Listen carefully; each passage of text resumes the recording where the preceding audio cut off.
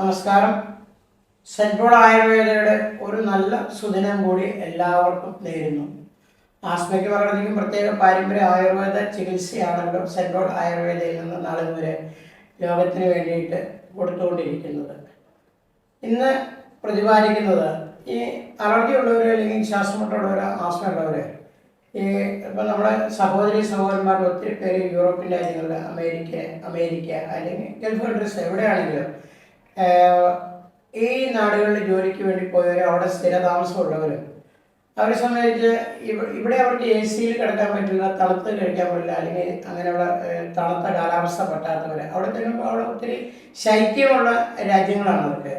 കാനഡയിലൊക്കെ എന്ന് പറഞ്ഞാൽ മഞ്ഞിങ്ങനെ വീണ് വീടിൻ്റെ മുകളിലും വാഹനത്തിന് വീട് വഴിയിലെല്ലാം ഡ്രഡ്ജർ വന്ന് മാറ്റിയാലാണ് അവർക്ക് പിന്നെ വഴി സ്മൂത്തായിട്ട് കിട്ടത്തുള്ളൂ, അല്ലെങ്കിൽ സുഗമമാകുള്ളൂ. അപ്പോൾ അവരെ സംബന്ധിച്ച് ഇവിടെ പലരും ഭയപ്പെടാറുണ്ട്. ഇവിടുന്ന് മരുന്നൊക്കെ കഴിച്ച അസുഖം മാറിയിട്ട് ജോലിക്ക് പോകാൻ കഴിഞ്ഞ് അവിടെ പഠിക്കാൻ പോകാൻ അവർ പേടിക്കാറുണ്ട്. പക്ഷേ ഈ നാട് ഇവരെ ഇപ്പോൾ ഒരു 10-15 വർഷമായിട്ട് പോയവർക്കാരും ആ മഞ്ഞോ തണുപ്പോ അവർക്ക് ബുദ്ധിമുട്ട് വരാറില്ല. അവിടെ പൂക്കൾ വിരിയുന്ന ഒരു കാലമുണ്ട്. അതൊരു പ്രത്യേക കാലത്താണ് അത് വിരിയുന്നത്. ഒത്തിരി ഉണ്ടെന്നാണ് പറയുന്നത്, ഞാൻ കണ്ടിട്ടില്ല. പോളെന്ന് പറയുന്നത്. അപ്പോൾ ഈ പൂക്കൾ വിരിയുമ്പോൾ അവർ പറയുന്നത് ഈ പൂമ്പൊടി കാറ്റത്ത് വന്ന് അതിന് അവരുടെ ബെഡിലും അല്ലെങ്കിൽ റൂമിനകത്തൊക്കെ വീഴും എന്ന് പറയുന്നു. ഞാൻ കാണാത്തൊരു കാര്യമാണ്. അവർ അനുഭവം പറഞ്ഞുകൊണ്ട് ഞാൻ പറയാം. അത് അവർക്ക് ബുദ്ധിമുട്ടുണ്ടാക്കുന്നുണ്ടെന്ന് പറഞ്ഞുകൊണ്ട് ഞാനൊരു കാര്യം പറയുകയാണ്. അങ്ങനെയുള്ള കാര്യങ്ങൾ വരുമ്പോൾ ഒരു കാര്യം ചെയ്യുക, അതിൽ നിന്ന് നമ്മൾ ആ സമയമാകുമ്പോൾ ഏതാണ്ട് നിങ്ങൾക്ക് ആദ്യമായിട്ട് ചെന്നവരാണെങ്കിലും അലർജി ഉണ്ടെങ്കിൽ മറ്റൊരാളോട്, നമുക്ക് പരിചയമുള്ള ഒരാളോട് പറഞ്ഞാൽ അവർ പറയുമല്ലോ ഇന്ന സമയത്താണ് ഇത് പുഷ്പിക്കുന്നത് അല്ലെങ്കിൽ ഇത് ഇന്ന കാറ്റുവീഴ്ച ഉണ്ടാകുന്നത് എന്ന് അവർക്ക് മനസ്സിലായി കഴിഞ്ഞാൽ നമ്മൾ അതിൽ നിന്ന് ഒന്ന് മാറി നിൽക്കുന്നത് നമുക്ക് നല്ലതാണ്. പിന്നെ നമ്മളെ അതിനെ പ്രൊട്ടക്റ്റ് ചെയ്യാനായിട്ട് നമ്മൾ ഉണങ്ങിയ മാസ്കാണ് നമ്മൾ ഉപയോഗിക്കുക. 2-3 ലെയർ നിങ്ങൾക്ക് സൗകര്യാർത്ഥം അത് വയ്ക്കാൻ പറ്റുമെങ്കിൽ വളരെ നന്നായിരിക്കും, അതിനെ പ്രൊട്ടക്റ്റ് ചെയ്യും.